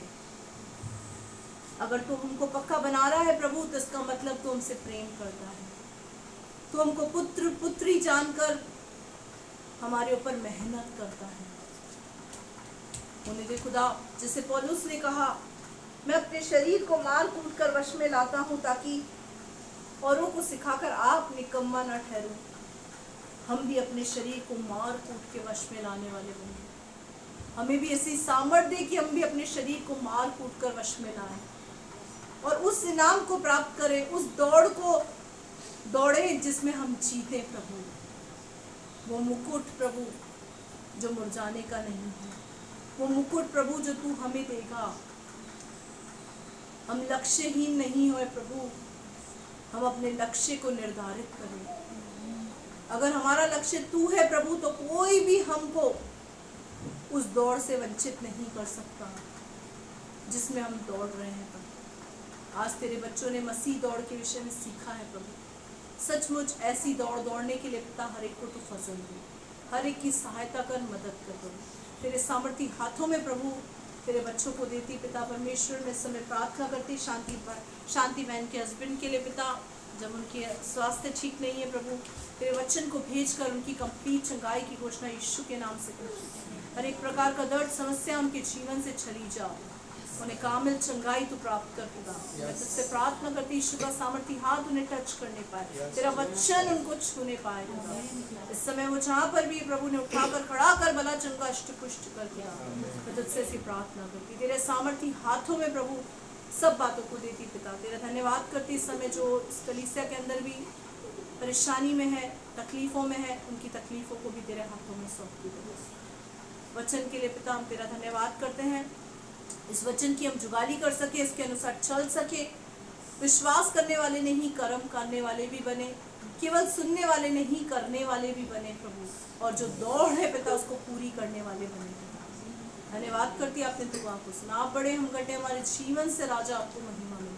धन्यवाद के साथ प्रार्थना विनती जल्द आने वाले प्रभु यीशु मसीह के सामर्थी जलाली और मीठे नाम से मांगती, सुन और दया से कबूल कर यीशु मसीह के नाम में आमीन।